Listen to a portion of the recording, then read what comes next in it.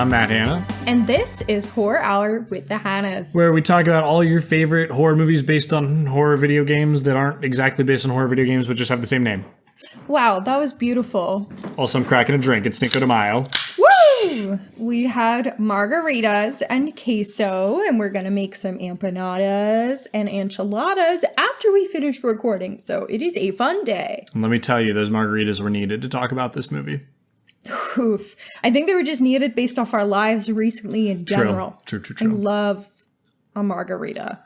But anyway, the movie we're talking about today, and also why we needed the margaritas, is Until Dawn. So tell us about it. I will. So Until Dawn, the movie, is based kind of off the 2015 video game. Loosely is even maybe not a strong enough word. So the creators state that it's set in the same universe as the original standalone story. But that's like as close as it really gets. Beyond that, it does have one actor and character from the game. Uno. And that would be Peter Stormare, who's reprising his role as Dr. Alan J. Hill from the video game. Except in the video game, he is playing one of our main characters, psychologist, versus in the movie, he is the primary antagonist. So he is taking on a much different role. Yeah, to say that this is in the Until Dawn universe is laughable because there is no Until Dawn universe. There was one game. So I just so weird. It's fine. The movie is always going to have a problem being good because it has the name of a game that it has nothing to do with. So it's never going to work. Outside of the fact that it has nothing to do with the game, it also just wasn't a very good movie. That's true, and we will tell you why. It has moments, so don't click away. But yeah, we will discuss further what we did and didn't like as a standalone project versus what we did and didn't like as an Until Dawn movie, which are going to be very different things. What I will say is that the director, David F. Sandberg, was very open about the fact that this was not going to be a direct adaptation. He said, the game is pretty much a 10-hour movie, so I think it wouldn't have been as interesting for me if we were just doing the game, because then it's just going to be a cut-down, non-interactive version of the game, which just wouldn't be the same thing. So I completely agree with him there. Like, I think the game is already close enough to a movie, and that's what makes it work really well. So, like, I just think don't do any adaptation, or don't make an adaptation with the same name because that doesn't make any sense. Yeah, because it's just not the same thing. I think they could have given it a different name. Like, you know, how Quarry... The Quarry. Or the Dark Anthology, Dark Pictures, whatever it's called. Is obviously the sequel to the game. It's played similarly, but it's not the same plot. I think they could have called this by a different name and then been like an Until Dawn in the Until Dawn universe. Maybe. Yeah. Or my other thought was, you know how Black Mirror has that one interactive episode where you make choices? Yeah, Bandersnatch. Yes. That was, if they wanted to keep that, it would have made more sense. They could have done that. I would just prefer for the studio that made the first game to make better games again. Because, like, the Dark Pictures Anthology, whatever the hell it's called, is, like, considered not very good. The Quarry got significantly worse reviews than Until Dawn. So, like, instead of giving me a movie, like, give me just another better Until Dawn game. I had so much fun with Until Dawn. I did too. It's really fun. I will say... game. The game, you're saying. Yes. Yeah. The game. So... I am not a video game gal. I grew up playing The Sims. I had the Wii. I would play Wii Fit, Wii Sports Resort. We're working on her, though. The Wii Fit. I played some Mario Kart. I did do that.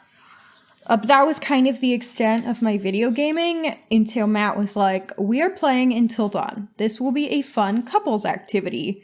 And we just played and we would switch off like what characters we played as. And was it a fun couples activity? And it was fun. It was scary because I'm a weenie when playing game. And like, it just actually having is to like hold the remote and like being nervous about what happened and if something scary happened, not knowing if I'd have like the response enough to press the quick time events. Like, it was scary, but it was still pretty fun. Parts of the story are pretty silly, but like as a game, I think it works really well. Yeah, you hit something kind of critical, is that horror actually works best as a video game because you have to act, you're an active participant versus passive.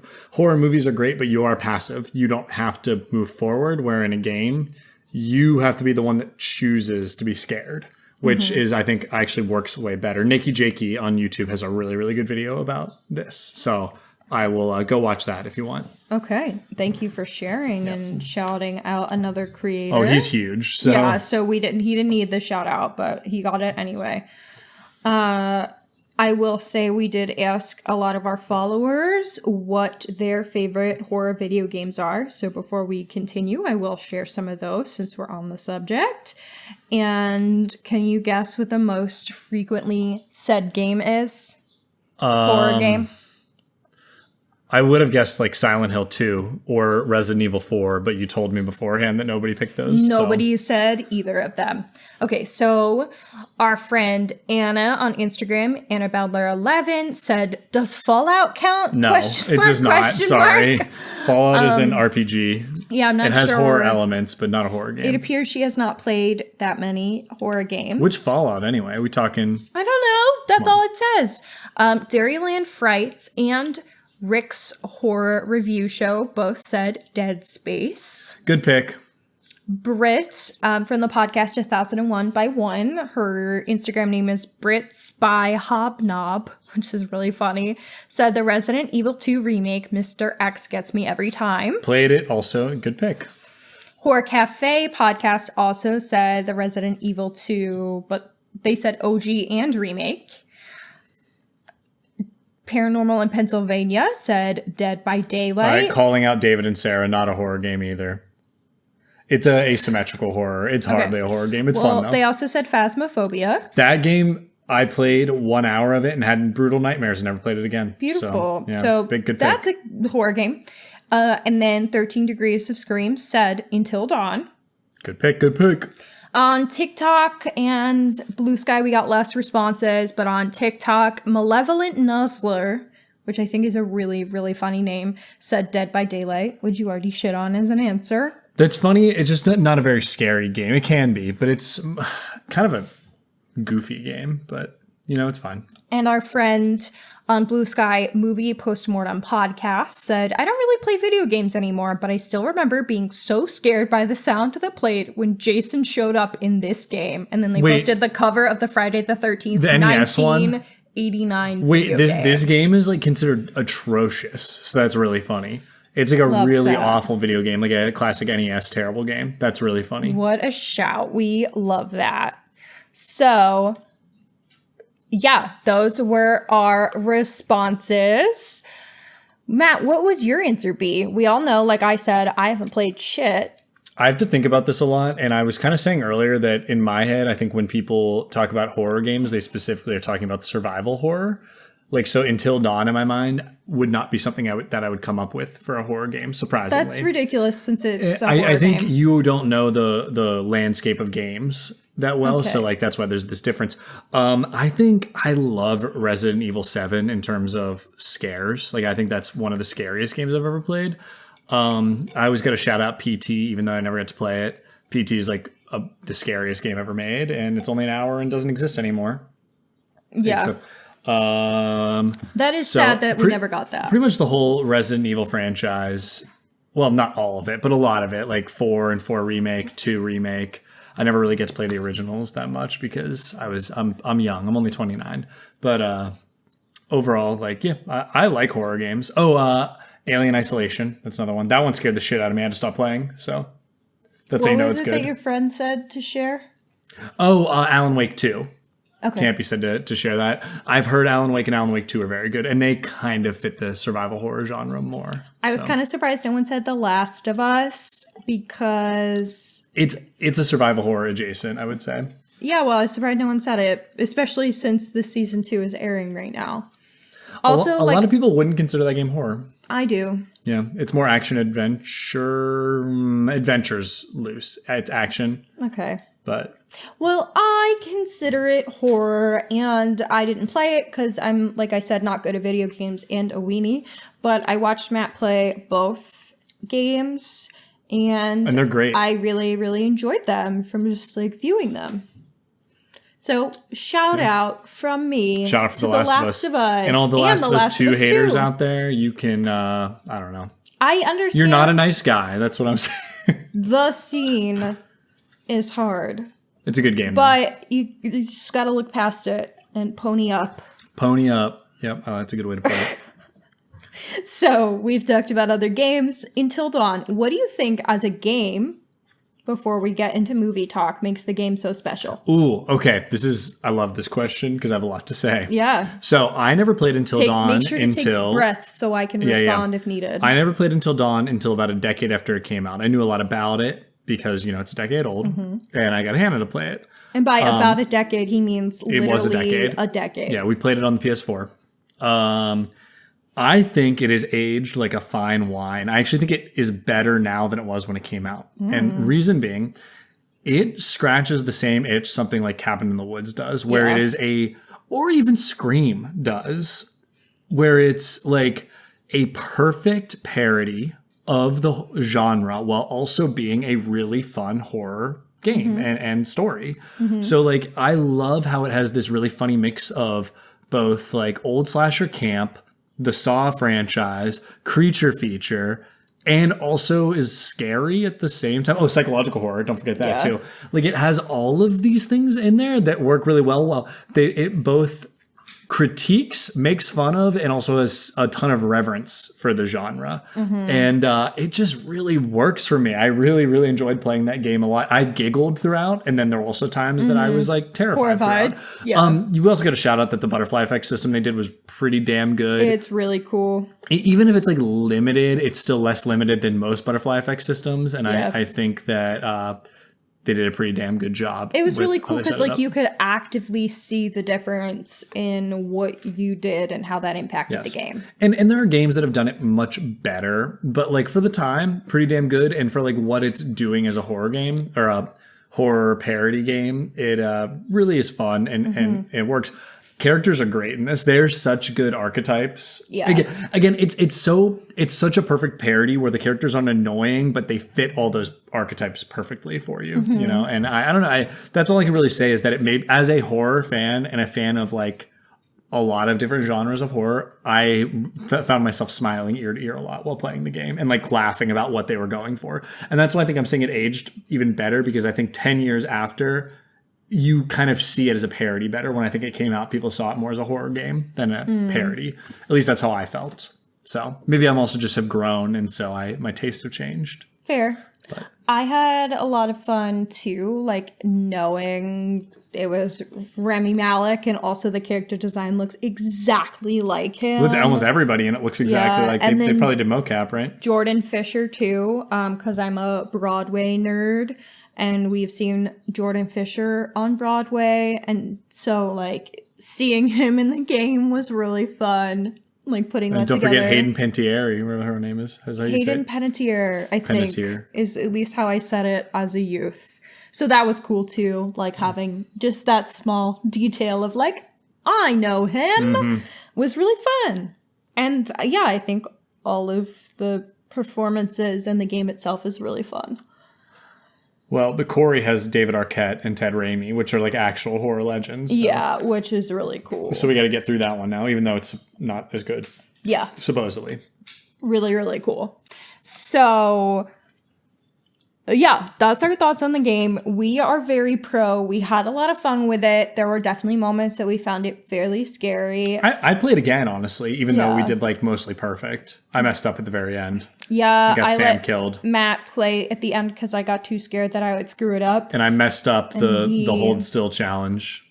Yeah, because I would have screwed that up way sooner. Like, I would have killed everyone. So I was like, you have to do it. And he only killed Sam. You're right. We saved everyone but Sam. Which I was mad at because I was like, Sam doesn't deserve this. We even got the secret ending with Josh, so. What was the secret ending? Where you find out, like, where he gets transformed into the Wendigo. Oh, yeah, that was really cool. I liked that. I like that detail. And so I think because I had so much fun playing the game that I was disappointed by the movie even more than I would have been had I seen the movie without playing the game. And I think that's how a lot of fans felt. Yeah, and I think just everything we just said about how cool the game is still kind of an interactive movie anyway. Yes. So, like, making a movie off of it is already kind of a bad idea. Yes. Although, I still think you could do the game justice while trying to adapt the actual story. Yeah. I don't think it would ever be as good as the game, but I think you could make something entertaining and work. Yeah. Unfortunately, they don't go for that, and I think what they go for is just pretty weak in general, so... Yeah. So let's get into the movie. Are we spoiling or not We're spoiling? going to start off spoiler-free. We will let you know when we're going to start talking spoilers. Sweet. So this film, like I mentioned before, is directed by David Sandberg. It's based off a screenplay and story from Gary Doberman and Blair Butler. Our boy Gary is best known for writing films in the Conjuring universe. But the films he wrote were Annabelle, Annabelle Creation, Annabelle Comes Home, and The Nun. Yikes, not good. His directorial debut was with Annabelle Comes Home. He also co-wrote It, and then wrote its follow-up, It Chapter 2. See, that's one decent movie and one very bad movie with It and It Chapter 2. So. Yes. So I don't know if that's entirely his fault. Splitting it into the child and adult timeline based on someone who's read the book. I've read the book. You always say I don't read. That's a 1,200-page book that I read. That's one thing Matt has read. He's but finally... splitting... Go ahead, sorry. He's maybe finally beaten the illiteracy accusations. Yeah, that's a long-ass book. It's really, really good. Like, really good. And you should read it. But splitting those timelines is a mess. And I could have told you after reading it that splitting the timelines, like, that would be a mess because it's kind of critical that you're going back and forth because the adult timeline does kind of suck in terms of, like, fun and whimsy. But that's kind of the point. So, like, you're going to just have a kind of miserable, uninteresting movie when you just do the adult timeline. And then a really fantastical, whimsical one when you do the child timeline. So, it's kind of why part one's good. Yeah. Yep. So he is known for some interesting things. I don't have that many other fun facts. I did want to share it's starring Ella Rubin, Michael Cimino, and Odessa Azion. A bunch of no names, which is cool. Fairly no names. We like that. Odessa does have a movie coming out with A24 later this year. So she is having a big year. Good for her. So I'm really hoping that is... I liked her. She is the friend with the curly hair. Oh, I liked her too. She was Abe's my girlfriend. favorite. Yeah, she was my favorite. So I find it interesting that she was the most compelling character here and is, having great career moves this year. So that's really exciting. Completely agree.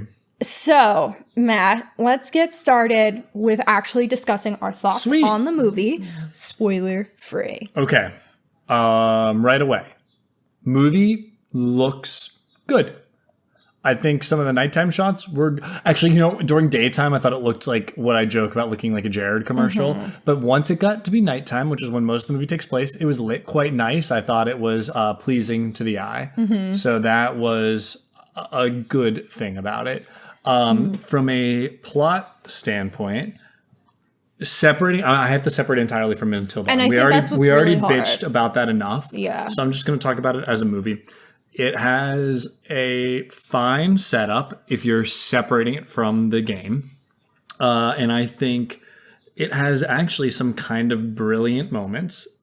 Brilliant might be a stretch. It has some very good moments. Yeah, it's an exaggeration. But as a whole, I think that the screenplay is just not good, is the best way I could put it.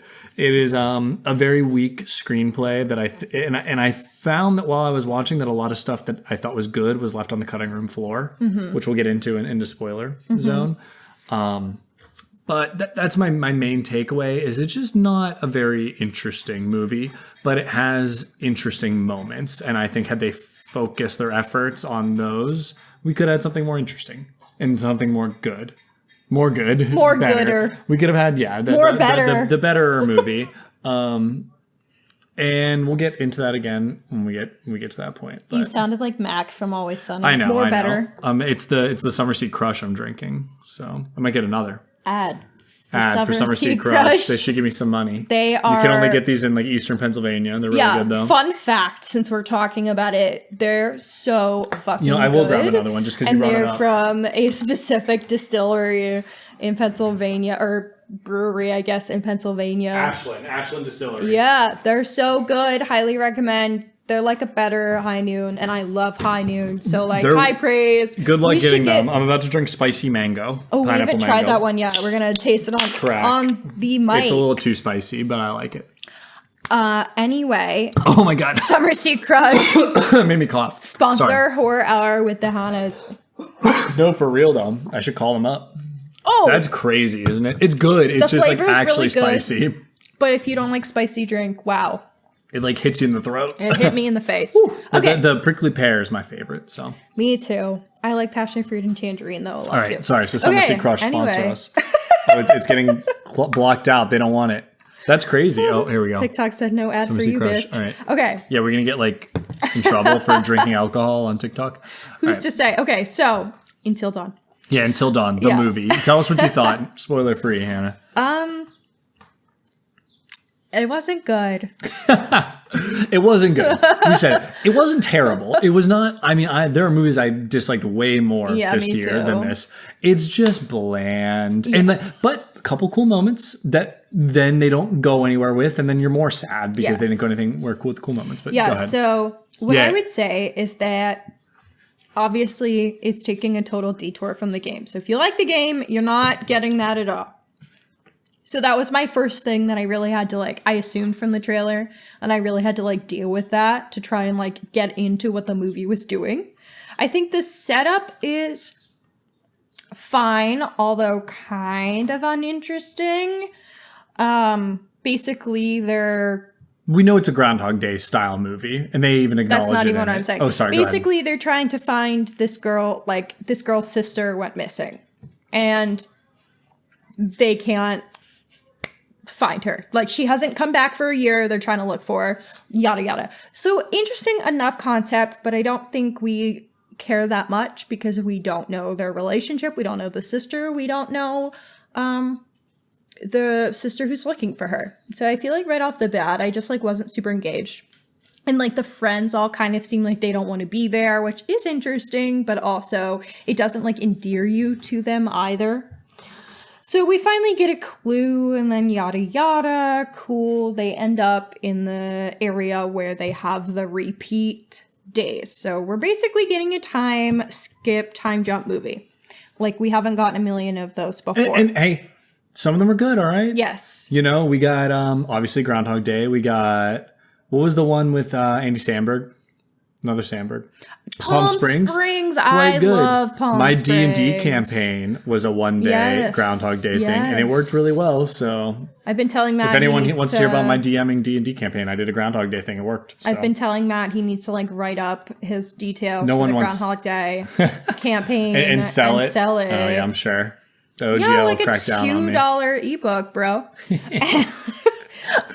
So either way, we we missed one. Fun. Live Die Repeat / Edge of Tomorrow, the Tom Cruise one with Emily Blunt. Very good Groundhog Day movie. Very, very good. Sorry. Okay. I just needed to interrupt to talk about it. Yeah, and everyone understand, out there knows. And I will say, based off the game, I understand why they would go with that, right? Because it's hard to do the butterfly effect because we're not actively making the decisions the characters are. So I understand in order to get different aspects of the game or of horror movies, I understand why they would make that choice.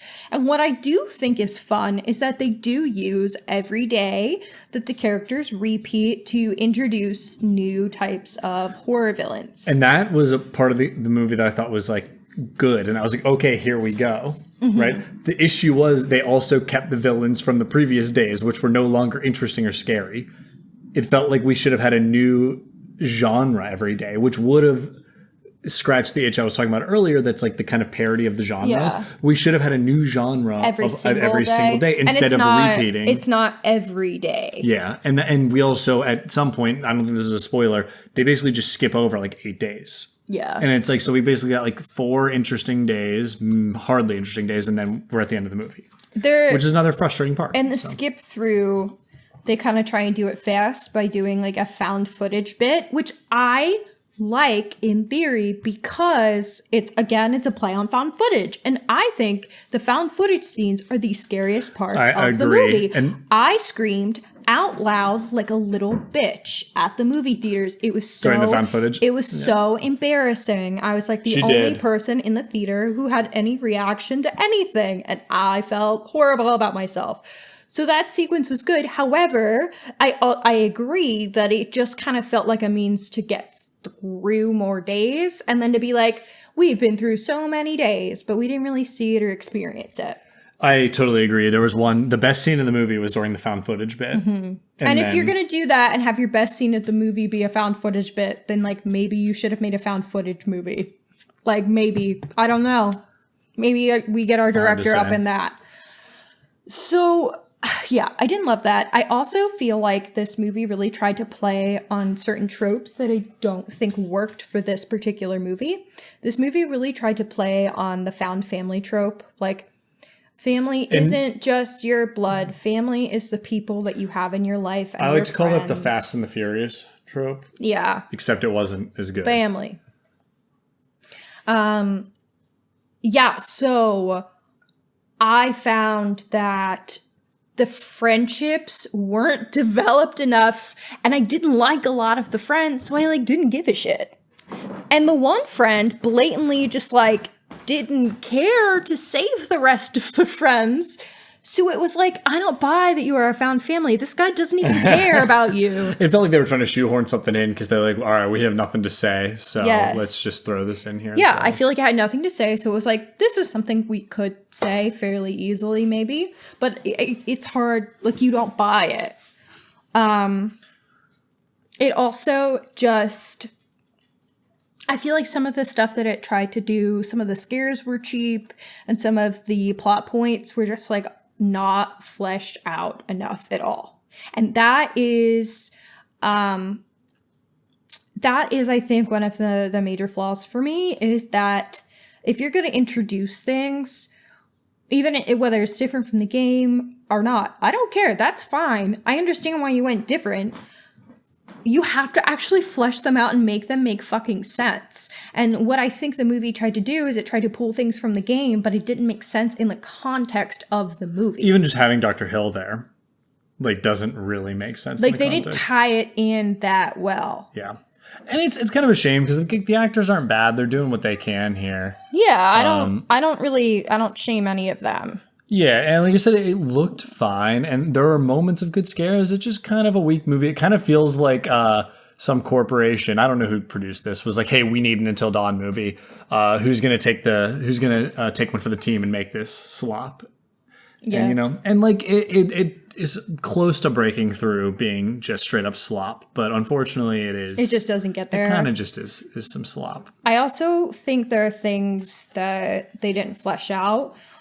Someone on our TikTok live said that, this is April, said, I liked it went different, wish they fleshed out the city or the giant man. Retweet. That was something. Go ahead. I want to say something about this too, though. So the city bit, basically, like every single day when the characters wake up, the city that they're in is growing, builds upon each other, and they use the city building upon each other to like incorporate the villains or the way that the characters are dying. I don't feel like that's too much of a spoiler. You'll see, how that actually works when you go see the film. And I thought that is a great idea, but like April was saying in her TikTok live comment, they aren't fleshing it out enough, and they don't use that well. They don't go back to it. Let me rewrite this movie really quick because I think she made a great point. Mm-hmm. Okay, so that was the part where I was like, oh my God, I might like this movie, because it starts with just one house. And then all of a sudden the next house shows up and we get an entire different genre. We kind of get a little J-horror. Sorry, when I say J, people even use that term anymore. Japanese horror, and then we get a little like kind of like witch thing going on. I'm like, ooh, this is kind of interesting. So the first night was like slasher. The second night's a little ghost, J-horror, witch. Third night is going to be something else. Maybe we get a Saw franchise type thing. similar to the game where we have all these different genres. Maybe night 4 we get creature feature. Maybe night 5 we get elevated horror, and then it's all critiques, or not even critiques, loving parodies of those genres. And we build out the town with each of them. They even teased us with a fun little, what was it called? Ferris wheel. Like we were going to get an amusement park horror, which is like so clown funny. horror. Clown horror. Like that's a whole thing. Terrifier franchise. Like do that. Give me 13 nights of a different parody of each horror genre. And I say loving parody because it's still kind of scary, but like, Yeah. it's still kind of a Cabin parody. in the Woods. Kind of, yeah, it's like Cabin in the Woods. Give me that. That is what I would have loved. I would have really enjoyed this movie if we did that. That's not what they do. Instead, we just keep getting the slasher villain coming back. We get the witch for one night, which was the most compelling part of the movie. That part was when we kind got of the witch. scary. The witch was cool as hell. I was like, oh, okay, here we go. But I think it's because it was giving me this promise of, oh my God, we're going to get a different horror icon every night. And then that's not the direction it goes. Also, just like building out the town was a really cool idea. But unfortunately, we don't really, the town gets built out and we really just stick to one house. Yeah. And that pissed me off. Yeah. And that's so like what really very frustrates me. underdeveloped. Yeah. I also think that they try to take the primary villain, the primary creature villain. The Wendigos. Bitch, that's Sorry, a go ahead. spoiler. The Wendigos, that's enough for the game. We already spoiled the game.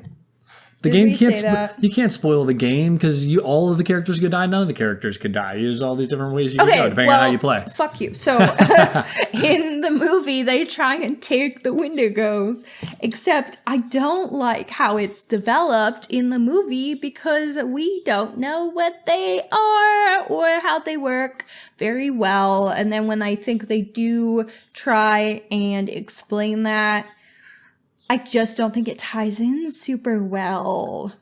Yeah, and just also like feels shoehorned. Wendigos are like a cool as hell mythological creature. And so to just like Shoehorn it in is not like the way the game uses it is actually so cool and like scary. really interesting and scary. And they the build end up with to Josh it. Is so good. Yeah. It's just the Wendigos in the game are really cool. Sorry. Like even if the game is campy and goofy, like that is a great addition. And those scenes are pretty scary. The Wendigos are scary. Yeah. Yeah. That's not what they look like in mythology, but I like it for how they adapted it to the game. Yeah, that's fine. Well, the Wendigos, speaking of D&D, Wendigos and ghouls are like identical in D&D versus like the mythology. So like ghouls from D&D are very similar to Wendigos. So if you're running a D&D campaign and you want to do a Wendigo, just go to use the ghoul stat block. Interesting. Okay. Yeah. It's mostly about like being ravished for like being starving for human flesh and stuff. Okay, guys, side note though, I haven't run a D&D campaign and I was kind of thinking of doing a D&D campaign that was basically copying off of Percy Jackson. I thought you were going to say Until Dawn. That'd be more interesting. Actually, that would be really fun. I should consider that, but you already did the time loop story, yo-ho.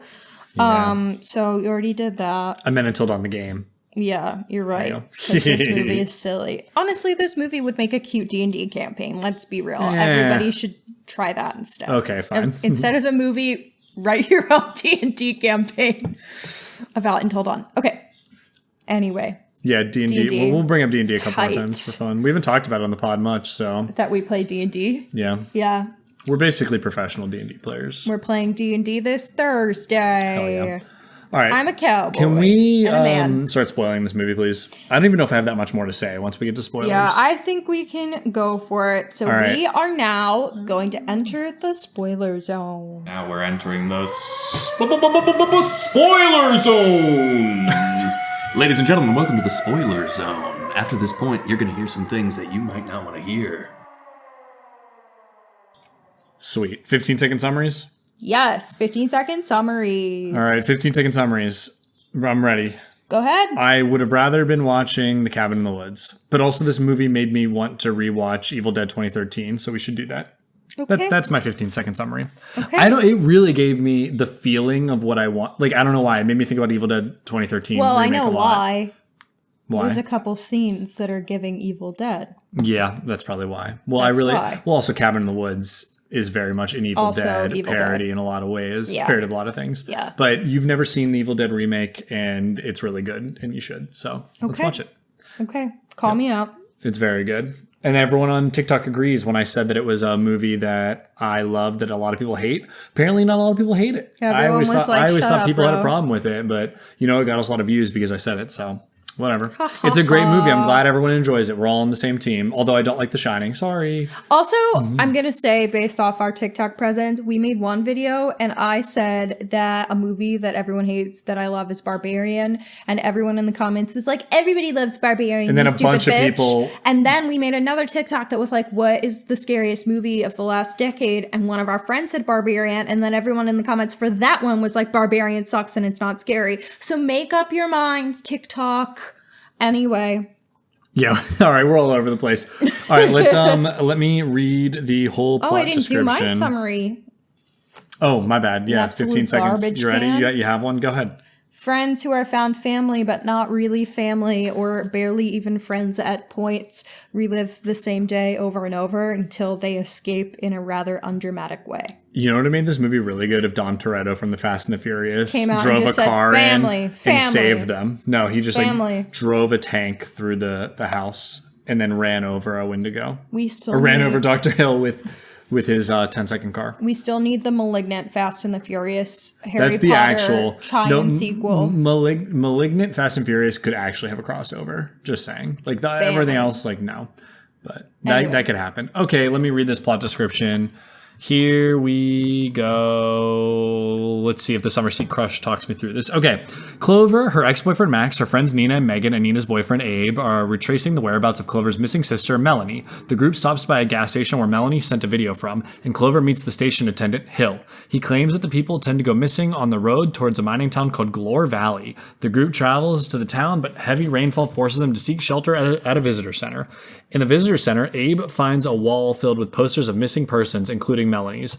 As night falls, Nina signs into the center's guest book. Exploring downstairs, the group finds another house underneath the center. A masked assailant wielding a pickaxe suddenly attacks and kills everyone. The group awakens on the first night with a new guest book signature and their missing persons poster on the board. They realize that the night is repeating, indicated by an hourglass in the main room. Suddenly, the lights go out, revealing a dilapidated house across from the center. Megan is possessed and killed by a supernatural force that drags Clover into the house, where she meets an elderly Glore Valley resident who possesses her, telling her that she can either survive the night or become part of it. Everyone is killed in various ways. The night begins anew as the group realizes they are in a time loop with only 13 deaths before they disappear like the other visitors.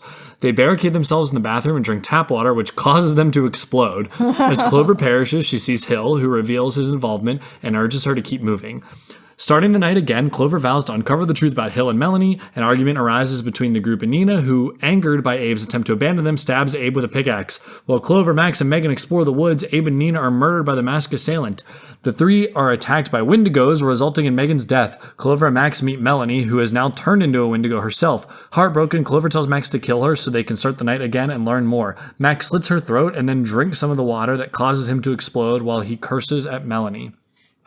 Looking for answers, the group discovers that the Glore Valley sank into the ground after a mining disaster, killing hundreds, and that Hill was brought in to act as a therapist to the survivors. They find a VHS tape showing that those trapped at the center are turned into Wendigos after being killed on the 13th night. The group attempts to find Hill and go through several nights of repeatedly being murdered by various creatures.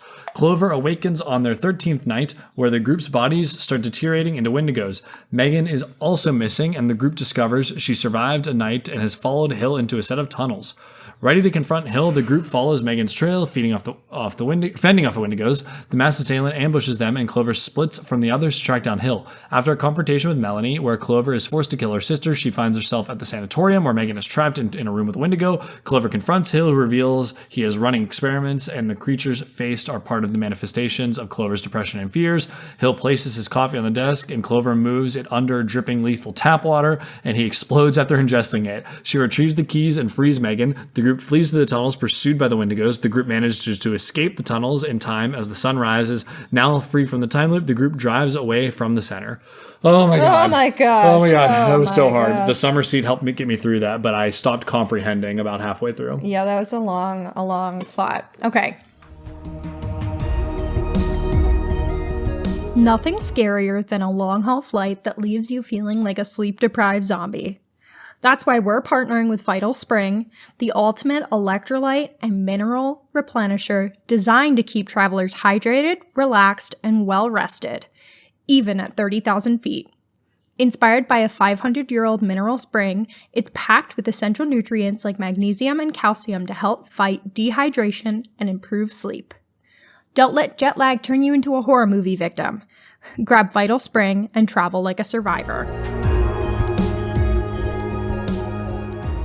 So, let's dig in a little further. Something we could have said in spoiler free that we didn't, and someone actually in our TikTok comments, Rage Quit Pat, said is that this movie did have some really fun like gore and body gore. Yeah. Very good practicals. I forgot. I want to compliment. This movie was mostly not practicals. It was mostly not? Yes, I was going to say some of the practicals look good. I thought that was the whole thing they advertised was that they used practicals. Oh, well, maybe I was reading a lying article, but... I'm lost. Well, okay. Yeah.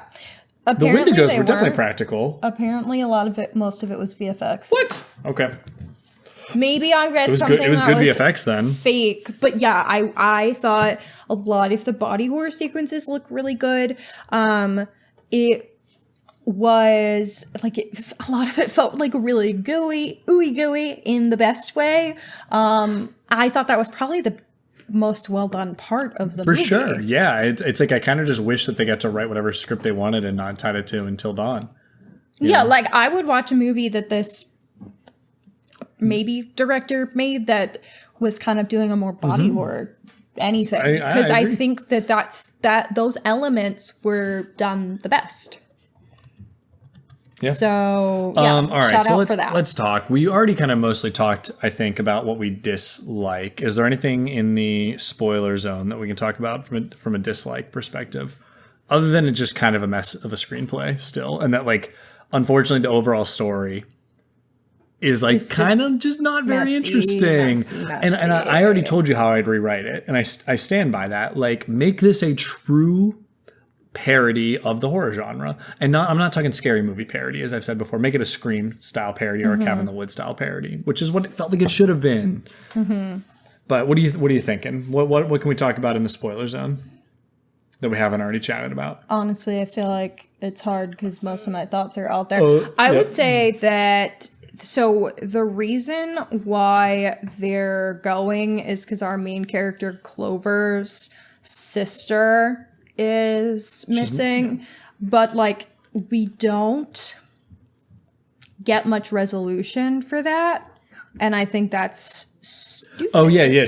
All right. So spoiler: like Melanie just doesn't escape. Yeah, she's just stuck as a Wendigo, and it's just over. There's no reversing. Like there's no helping her. There's no saving her. So the whole movie is kind of useless because that was the whole point was to find her. It's also very weird because like Dr. Hill, is he in the time loop as well? I'm gonna nitpick. Is Dr. Hill in the time loop? Why is he there? Like, who's in the time loop? No. The rules established by the universe aren't followed, and that's a big gripe I have, is like, I am fine with crazy arbitrary rules. I'm fine with all kinds of bullshit, but I need those rules to be followed. If you have no rules, like say a Lynch movie, which I mean he has rules, but like kind of has no rules and very much well establishes there's no rules, I got no problem. When you establish rules, every character has to follow it, or I'm gonna get taken out of the. I'm gonna not be able to suspend my disbelief the same way, and so that's a frustration for me. And so yeah, I just don't get it. I don't understand why we have Hill here. I don't understand why this is linked to the Until Dawn universe at all.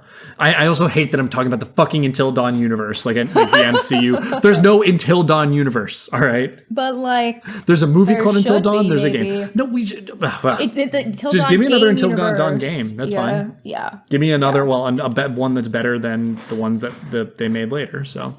I also think that the movie does kind of a piss poor job of tying in all of the villain characters or like horror tropes into the entire thing. And like that could be something I just like missed. I know that Dr. Hill says the reason that she's seeing the villains that she's seeing is because of her psyche. And, and the characters are representing her fears. But like first, cool enough, because in the game, that's true. When you're with Dr. Hill, you answer prompts that incorporates your fears into the game. I love that part, which is funny as fuck, and Matt knew that, and I did not. So I'm out here being like, birds scare the fuck out of me. And so then I'm getting like bird scares. So what a great part of that you game. for It's so that. stupid. I love it. It's like not even, it's like shouldn't be as cool as it is, and it kind of is. So Yeah, so I understand why they would try and incorporate that if they are, trying to use Until Dawn more in this adaptation that is supposed to be of Until Dawn. And I just felt like that didn't give enough answers to why all of the villains were there and how they tied into, like, are they real? I was about to say, that's another moment where it breaks its own rules, is like, okay, they're a manifestation of her psyche. Okay, so this is all in her head. But like, it's not supposed they're real. to be. But like, what is, that is, but Dr. Hill's real. It's just very, it's sloppy. That's the best way to put it. It's a sloppy movie. It's not the worst thing I've seen. As I've said, there are plenty of fun moments. And I think one of the best scares we talked about was during the found footage where there's this weird Ghosty thing. ghost psychological scare. It And I was flies like, at you. and it like that type of, okay, that kind of scare really gets to me. And the way that creature was designed was really good. And I kind of just want more of that. But to like skip over all those nights, I think is lazy as hell. As I've said before, I think I could just make this movie better. That's my main thing. And like, I'll tell you guys when I couldn't make a movie better. This is one I think I could have made better. Yeah. And I could have made it better. I wouldn't have called it Until Dawn, but I could have done this concept better as a horror lover. I also think a lot of the characters make decisions that aren't realistic for people. And again, it's a movie. Not everything needs to be realistic. Abe was the one making the best decisions out there, and everyone hated him for it. And Abe is the one that conflicts with what the movie's trying to make its themes. Yeah. Because Abe is like, fucking leave him. Abe was totally right. Abe is like, and justice for Abe. We need to get in the car and drive away and get help. Being here is not going to save them. But then they're like, found family. Those conflict. But he is right. To be fair. I'm going to ignore the found family thing right now. Another really good scene was when Abe and what's-her-name drove out and there was this giant scary monster off in the distance. I was like, oh, hell yeah. Give me giant scary CGI Except monster. then they didn't use giant scary monster again. And I was very sad about it. That's my main problem is everything. This movie teases me with a good time and then never gives it to me. Yeah. That's my main issue. Like, yeah, there are fun moments, but like it could have been more funner. More funner. That's a callback to earlier. Mac. Ronald McDonald. All right. What else we got? Yeah. Well, do you want to talk themes other than found family? On that note, with the characters making decisions that don't feel realistic, like you said, that's the only one that feels semi-realistic. There'll be moments where they're like, we have to follow her. And I'm just like, no, you don't. That's not gonna help. Or like the one, like they don't react like people to their deaths. They're just kind of nonchalant about that, which is interesting because they set it up in like the opening, the cold open of Megan being like, not again. Melanie. Sorry, Megan is another character. Melanie, the sister who is already there, being like, oh, like, don't kill me again. But then our ragtag group of people trying to rescue Melanie are like, nah, we don't care. We'll just wake up tomorrow. And again, if they actually showed us all 13 nights, this would have felt better. But like, you show us the first 4 and then time skip. Like, I don't know. I think my main thing is it's just sloppy. That's the best way to put it. And I was frustrated. I have nothing to say about themes for this movie and like what it was trying to do other than this like kind of shoehorn found family thing. Yeah, I don't think it's actually trying to do anything besides kind of be a half parody, kind of try to be Until Dawn. Yes. Try to be a video game movie, sort of. Try to be Cabin in the Woods, kind of. Like it just doesn't do any of those well. That's the issue. It tries to be all these things and doesn't do any of them well. I think what it's actually trying to do is just show love to the horror genre in the different types of...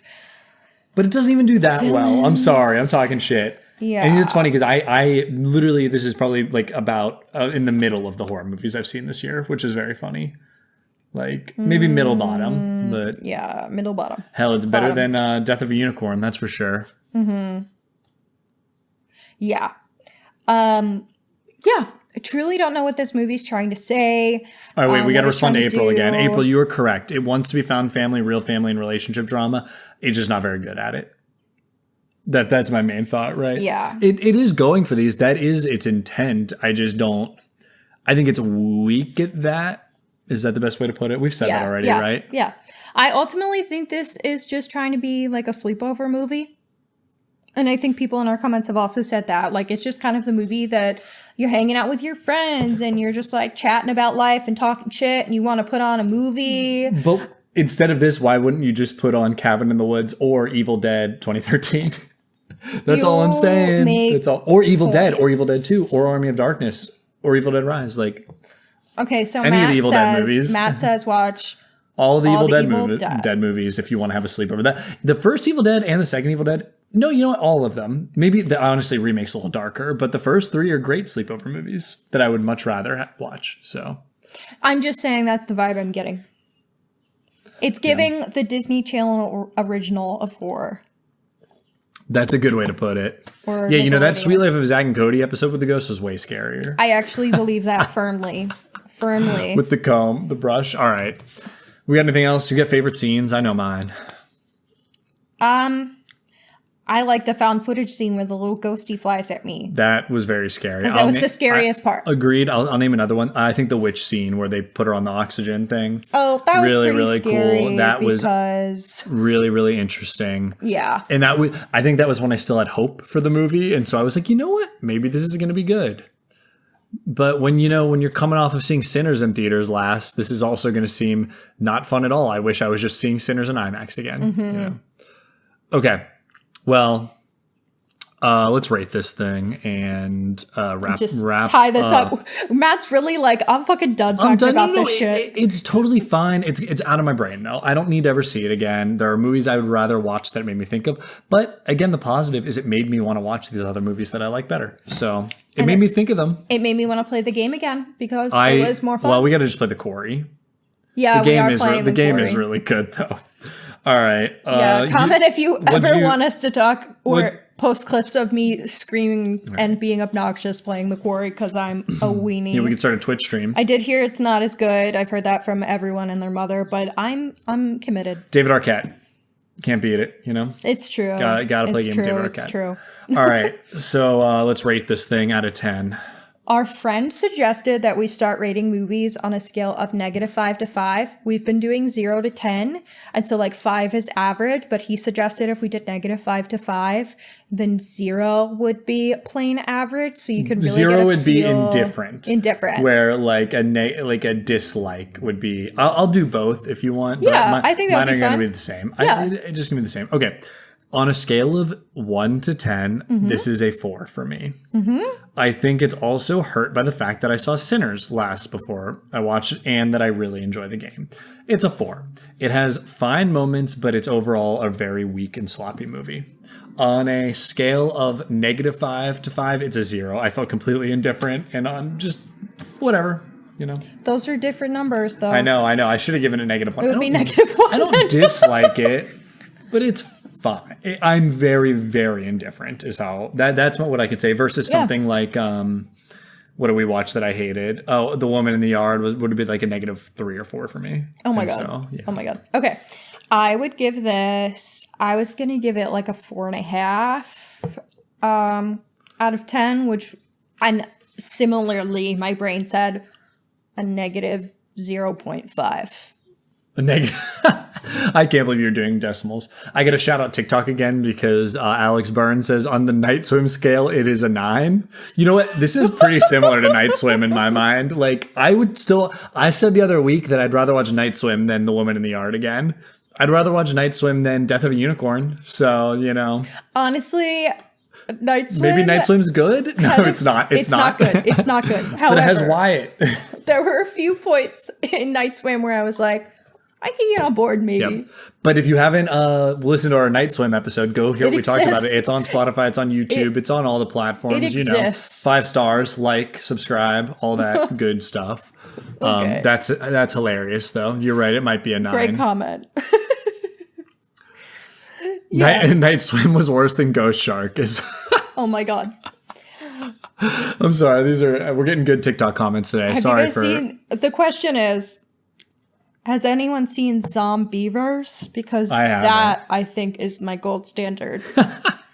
All right, well we'll keep talking to TikTok, but let's sign off of the recording for Spotify here. So we're really being bad at suspending everyone's disbelief who is an audio listener. So. Yeah, we just have the funniest comments today. Yes. So, All right. you know. Okay, so I've been Matt Hanna. I'm Hannah. This is Horror Hour with the Hannas. All you people on Spotify, Apple, all the other, what are there? iHeartRadio, YouTube, Amazon. Thank you for listening. Subscribe, like, comment. Bye. Bye.